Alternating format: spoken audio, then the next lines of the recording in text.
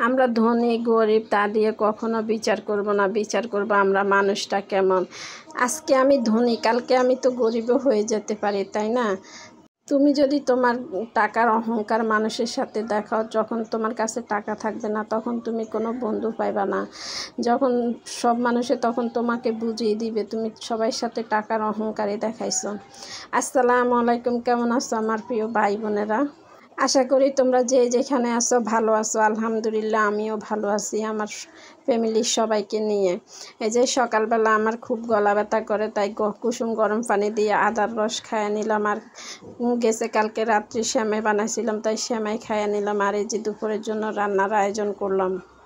এই যে আজকে মুরগি দিয়ে আলু দিয়ে রান্না করব, আর এই যে মাছ দিয়ে বেগুন দিয়ে ভাজি করব দুপুরের জন্য, আর করলা ভাজি করব। আজকে আমার মা আসবে, অনেক দিন পর মা আসতেছে, তাই মা এই যে মায়ের জন্য মুরগি রান্না করতেছি। মা অবশ্য মুরগি তেমন একটা খায় না, তারপরেও রান্না করতেছি। যত আজকে আবার শুক্রবারে, যে শুক্রবারের ভিডিওটা এটা, যে শুক্রবারে মুরগি রান্না করতেছি আর মাছ ভাজি করে নেব দুপুরে। যে মুরগিটা আমি সবগুলা মশলা দিয়ে ভালো করে কষায় নিলাম, কষায় নিয়ে একটু আলু দিয়ে মুরগিটারে ঝোল দিয়ে দিব। ঝোল দিয়ে আমি সিদ্ধ হওয়ার জন্য অপেক্ষা করব। আমার প্রিয় আপু ভাইয়াদেরকে বলি, যারা আমার ভিডিওগুলো দেখেন একটা লাইক দেন না, এখনও একটা লাইক দিয়ে দিবেন। আর আপনি ছোট্ট একটা কমেন্ট করবেন। আপনি যদি ভিডিও করে থাকেন আমি পৌঁছায় যাব আপনার কাছে। আপনার একটা লাইক একটা কমেন্টে আমাকে সামনে এগিয়ে যেতে সাহায্য করবে। আর আমার ভিডিওগুলো যদি অনেক বেশি ভালো লাগে তাহলে আমার ভিডিওটা একটা সাবস্ক্রাইব করে দিতে পারেন, সাবস্ক্রাইব করে আমার পাশে থাকতে পারেন। আর ফেসবুক থেকে দেখলে আমার পেজটা ফলো করে আমার পাশে থাকতে পারেন। এভাবে আমরা একে অপরের পাশে থেকে সামনে এগিয়ে যেতে সাহায্য করতে পারি। এই যে আমার মুরগিটা আমি ভালো করে কষাইয়ে ওই যে পানি দিয়ে দিলাম। পানি দিয়ে এবার ওই চুলার মধ্যে দিয়ে আমি এই চুলায় মাছটা ভাজি করে নেব, বেগুন দিয়ে মাছ দিয়ে। তরকারিগুলো বসাই দিয়ে আমি ঘরের অন্য কাজগুলো করে নিছি প্রতিদিনের মতোই। যে প্রতিদিন আমি যে কাজগুলো করি, যে তরকারিগুলো বসাই দিয়ে আমি ঘরের সবগুলা কাজে করে নিই।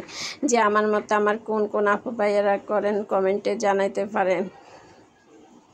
এই যে আমি এই চুলার মধ্যে এই যে কড়াইতে তেল দিয়ে পেঁয়াজ কুচি দিয়ে একটু মশলা দিয়ে ভাজা নেব। ভাজা নিয়ে আমি এই যে এখান দিয়ে ইয়াটা বসাই দেব। বসাই দিয়ে যা আজকে শুক্রবার, আমার 2 ছেলে মেয়ে এখনও ঘুমাইতেছে। কার ছেলে মেয়ে এভাবে ঘুমায়? ওরা অনেকবার ডাকা হয়েছে, ওরা উঠে নেই, ওরা ঘুমায়। যে শুক্রবার হলে ওরা প্রতিদিন এভাবেই শুয়ে থাকে। আর এই যে আমি আমার বেগুনটা ভাজা নিছি। আমার কাছে বেগুনটা এভাবে ভাজি করে রান্না করি, খেতে ভালো লাগে। যে মাছ ভাজছি তখন আমি আমার বেগুনটা এভাবে ভাজা নিছি।